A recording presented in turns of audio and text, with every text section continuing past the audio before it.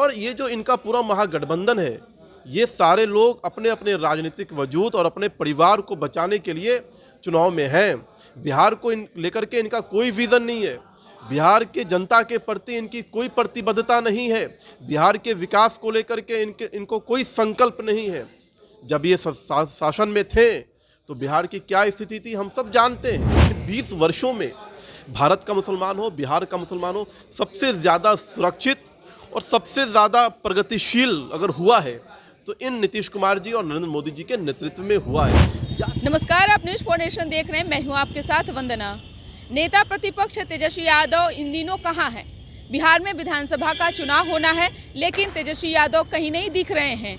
वहीं अगर हम एनडीए की बात करें तो बिहार में प्रधानमंत्री नरेंद्र मोदी हों या मुख्यमंत्री नीतीश कुमार एक्टिव में हैं, लेकिन विपक्ष कहीं नहीं दिख रहा है। हम ऐसा इसलिए कह रहे हैं कि इसे जनता भी जो है, बिहार की जनता वो भी जान रही है कि बिहार में विधानसभा का चुनाव होना है। महागठबंधन में अभी ये भी तय नहीं किया गया है कि कौन सी पार्टी कितने सीटों पर चुनाव लड़ेगी, कौन से प्रत्याशी कहां से चुनाव लड़ेंगे। हालांकि एनडीए में काफ़ी उठापटक के बाद सब कुछ साफ हो चुका, कौन सी पार्टियां कितने सीटों पर चुनाव लड़ रही है, कौन कौन से प्रत्याशी होंगे। उन्होंने अपने सारे जो सोशल मीडिया पर सारी चीज़ों को है उन्होंने जानकारी दे दी। लेकिन महागठबंधन में अभी तक ये तय नहीं किया गया है कि आरजेडी हो या फिर कांग्रेस हो या माले हो, मुकेश सहनी हो, कहाँ कहाँ चुनाव लड़ेंगे, कितने कितने सीटों पर चुनाव लड़ेंगे। जब हमने यह सवाल भाजपा के नेता और मीडिया प्रभारी दानिश इकबाल से हमने की है, उनकी बातचीत में क्या कुछ उन्होंने कहा है, पूरी बातों को सुने। देख रहे हैं इन तमाम प्रक्रिया को, क्योंकि बिहार में चुनाव है, लग ही नहीं रहा है कि बिहार में चुनाव है। एनडीए एक्टिव मोड में है, महागठबंधन सुस्त है। देखिए, एक राजनीतिक दल के रूप में जब चुनाव आता है तो सभी राजनीतिक दल के नेता की जो गंभीरता दिखनी चाहिए, जिस प्रकार से चुनाव को लेकर के जो है जनता के बीच में संवाद प्रवास होना चाहिए, उस प्रकार से महागठबंधन की ओर से नहीं दिख रहा है। जब ये राजनीतिक दल चुनाव को लेकर के इतने गंभीर नहीं है तो क्या जनता उन पर कभी विश्वास कर सकती है? क्या जनता कभी उनको शासन में वापस ला सकती है? ये बड़ा सवाल है, क्योंकि जनता, बिहार की जनता राजनीतिक रूप से बहुत ही समझदार है। और ये जो इनका पूरा महागठबंधन है, ये सारे लोग अपने अपने राजनीतिक वजूद और अपने परिवार को बचाने के लिए चुनाव में हैं। बिहार को लेकर के इनका कोई विज़न नहीं है। बिहार के जनता के प्रति इनकी कोई प्रतिबद्धता नहीं है। बिहार के विकास को लेकर के इनको कोई संकल्प नहीं है। जब ये शासन में थे तो बिहार की क्या स्थिति थी हम सब जानते हैं। इसलिए ये फिर से एक बार जो है, जो विकास की रफ्तार एनडीए की सरकार ने पकड़ाया है, उसी रफ्तार पर जो है बिहार की जनता मोहर लगाएगी। और ये लोकतंत्र के लिए भी नुकसानदेह है। हम चाहते हैं कि लोकतंत्र मजबूत तभी होगा जब विपक्ष मजबूत होगा, जब विपक्ष जनता की आवाज़ बनेगी, जब विपक्ष चुनाव में बराबरी से मुकाबला करेगा। लेकिन बिहार के चुनाव में तो विपक्ष बिखरा सा दिख रहा है। पूरे चुनाव में अब तक नॉमिनेशन पूरा हो चुका है प्रथम चरण का, और राजनीतिक दल आरजेडी जैसे दल ने अभी तक कोई घोषणा नहीं की, अपने आधिकारिक तौर पर अपने प्रत्याशियों की घोषणा नहीं की है। प्रदेश अध्यक्ष राजेश राम जहां से चुनाव लड़ते हैं वहां पे आरजेडी ने अपने प्रत्याशी की घोषणा कर दी है। ये बड़ा सवाल है कि आखिर इनके बीच में चल क्या रहा है। एक तरफ मुकेश सहनी है जो लगातार जो है सीटों की मांग को लेकर के, डिप्टी सीएम के पद को लेकर के जो है दबाव बना रहे हैं। कांग्रेस के साथ इनका कोई इंटरेक्शन नहीं हो रहा है। तो ये सब चीज़ें जनता के सामने है। और भारतीय जनता पार्टी एनडीए पूरी तरह से एकजुट है। पूरा एनडीए जो है पटना से लेकर के विधानसभा तक हमारा समन्वय हो, हमारा संवाद हो, सब मजबूत हुआ है और हम अपने विकास के कार्यों पर आगे बढ़ रहे हैं। जाहिर सी बात है, प्रधानमंत्री नरेंद्र मोदी भी बिहार आ रहे हैं, एनडीए को और भी इससे मजबूती मिलेगी, साथ ही साथ भाजपा और भी जो है मजबूत बनेगा। क्या कार्यक्रम तय किए गए हैं और किस तरह से वो विधानसभा क्षेत्र वाइज जो है वो साधने का प्रयास भाजपा की ओर से किया जाएगा? आदरणीय प्रधानमंत्री जी भारतीय जनता पार्टी के सबसे बड़े नेता, सबसे बड़े चेहरा, और ये चेहरा और ये नेता जब कोई बनता है राष्ट्रव्यापी स्तर पर, तो वो अपने कार्यों के माध्यम से, अपने नीति के माध्यम से, और जिस प्रकार से प्रधानमंत्री ने देश को आगे बढ़ाया है, इसलिए आज वो भारत के सबसे बड़े नेता स्थापित हो चुके हैं।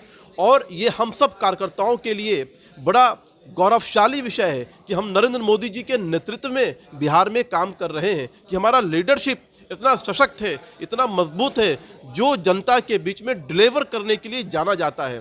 तो ऐसे नेतृत्व के साथ काम करना भाग्यशाली समझता हूं। और प्रधानमंत्री जी का कार्यक्रम बिहार में 24 अक्टूबर को प्रधानमंत्री बिहार आएंगे।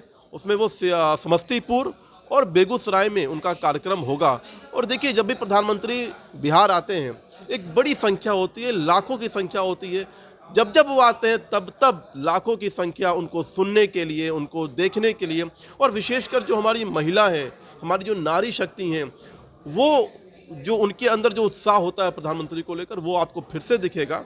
और प्रधानमंत्री के आने से निश्चित तौर पर भारतीय जनता पार्टी नहीं बल्कि पूरा एनडीए जो है वो उत्साहित होता है, उसके अंदर ऊर्जा आती है और हमारे कार्यकर्ताओं में जोश आता है। तो निश्चित तौर पर भारतीय जनता पार्टी के साथ, एनडीए के साथ ये बड़ा एज है कि हमारे पास नरेंद्र मोदी जैसा चेहरा है। एक सवाल है आपसे दानिश जी, जिस समुदाय से आप आते हैं, उस समुदाय पर हमेशा से ये एक लकीर सी बंधी रहती है, एक जंजीर सी है, जो कि एमवाई माना जाता है कि बिहार में लालू प्रसाद यादव के हैं।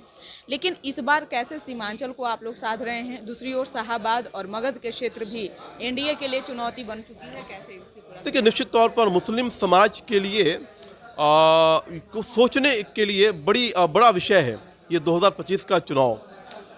प्रधानमंत्री का कार्यकाल हो 11 वर्षों का, नीतीश कुमार जी का कार्यकाल हो 20 वर्षों का। इन 20 वर्षों में भारत का मुसलमान हो, बिहार का मुसलमान हो, सबसे ज़्यादा सुरक्षित और सबसे ज़्यादा प्रगतिशील अगर हुआ है तो इन नीतीश कुमार जी और नरेंद्र मोदी जी के नेतृत्व में हुआ है। याद कीजिए, 2005 से पहले का जो बिहार था, सबसे ज़्यादा दंगे अगर होते थे तो मुसलमान और यादव के बीच में होते थे, और ये कराने वाले वही लोग होते थे। सबसे ज़्यादा अगर कॉन्फ्लिक्ट और विवाद होता था तो कब्रिस्तान की ज़मीनों को लेकर के यादव और मुसलमानों के बीच में होता था। एक वो समय था। 2005 के बाद नीतीश कुमार जी ने सारे दंगे को बिहार में बंद करवा दिया। जितने भी मुसलमान समाज की जो कब्रिस्तान है, उसकी जो घेराबंदी का विषय था, सबका, सारे विवादों का निपटारा करा दिया। लगातार मुस्लिम समाज की बच्चियों के लिए, उनके बच्चों की तालीम के लिए लगातार स्कॉलरशिप देना हो, वजीफ़ा देना हो, मुस्लिम समाज के उत्थान के लिए काम करना हो, लगातार काम किया हो नीतीश कुमार ने। देश में नरेंद्र मोदी जी की सरकार ने तुष्टीकरण के बिना सामाजिक न्याय के आधार पर सभी समाज को, दलित, पासमानदा समाज को, मुस्लिम समाज को जोड़ने का काम किया, उनको मुख्य धारा में लाने का काम किया। ट्रिपल तलाक जैसे विषय हो, धारा 370 हटाने के बाद सबसे ज़्यादा फ़ायदा अगर किसी को हुआ तो दलित मुसलमानों को हुआ जम्मू कश्मीर के अंदर।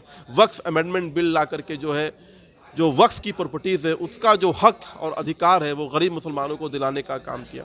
तो Bharatiya Janata party vote bank के लिए किसी समाज के बारे में नहीं सोचती है, बल्कि निचले स्तर तक उस समाज का कल्याण हो, उस समाज के पिछड़े, अति पिछड़े, महिला सशक्त हो, उसके लिए हमने काम किया है, आगे भी करते रहेंगे। अब इस समाज को सोचना है कि क्या वो हमारे साथ आएंगे, क्या वो उस मुख्य विकास की धारा में जुड़ेंगे। और मुझे पूरा विश्वास है, जिस प्रकार से मुस्लिम समाज ने लगातार भाजपा और एनडीए को वोट किया है। दिल्ली में हमने देखा है कि प्रतिशत बढ़ी, 12% से ज़्यादा मुसलमानों का वोट भारतीय जनता पार्टी को मिला। उत्तर प्रदेश में भी भारतीय जनता पार्टी को मुसलमानों का वोट मिला।